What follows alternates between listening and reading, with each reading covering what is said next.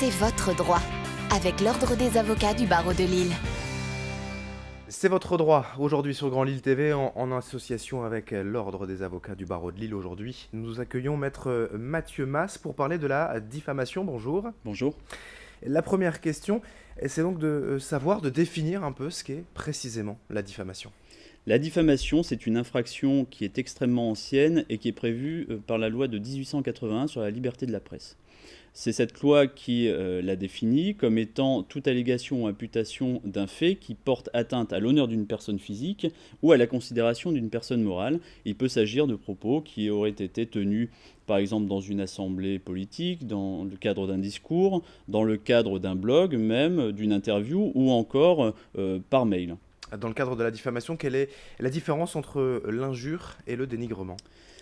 Ce sont trois notions différentes. L'injure, d'abord, est une infraction qui est prévue par la loi de 1881 également sur la liberté de la presse. En revanche, la définition qui en est donnée est différente puisqu'il s'agit de toute expression outrageante, terme de mépris ou d'invective, qui ne renferme l'imputation d'aucun fait. Donc pour bien distinguer la différence entre diffamation et injure, il faudra se poser la question de savoir est-ce que dans l'absolu, les propos litigieux sont susceptibles d'être démontrés.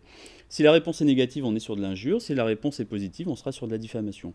En ce qui concerne le dénigrement, là, il s'agit d'une notion purement commerciale et la Cour de cassation, depuis longtemps, a estimé que les simples critiques sur les produits et services d'une entreprise ne sont pas susceptibles de constituer de la diffamation. Alors qui peut agir tout simplement en diffamation ? Toute personne visée par les propos litigieux peut agir en diffamation et uniquement elle. La question qu'il faudra se poser, c'est parfois, lorsque je ne suis pas nommément visé, est-ce que je suis identifiable ? Si je suis identifiable également sans être nommément visé, je pourrais agir également en diffamation. Comment agir donc dans ce cas ?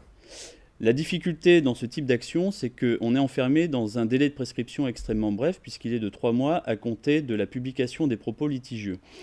Moi, je recommande de ne pas uniquement porter plainte auprès du commissariat ou auprès du procureur de la République, puisque ça n'interrompt pas la prescription. Je recommande de porter plainte avec constitution de partie civile devant le doyen des juges d'instruction ou de faire l'objet d'une citation directe. Et dans ce cas-là, un avocat pourra vous épauler dans cette démarche.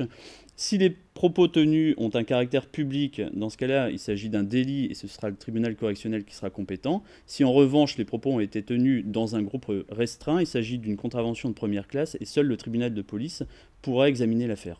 Merci Maître Mathieu Mas, avocat donc à Lille, pour ces explications concernant la diffamation. Merci. C'est votre droit sur Grand Lille TV en partenariat avec l'Ordre des avocats du barreau de Lille. C'est votre droit, avec l'Ordre des avocats du barreau de Lille.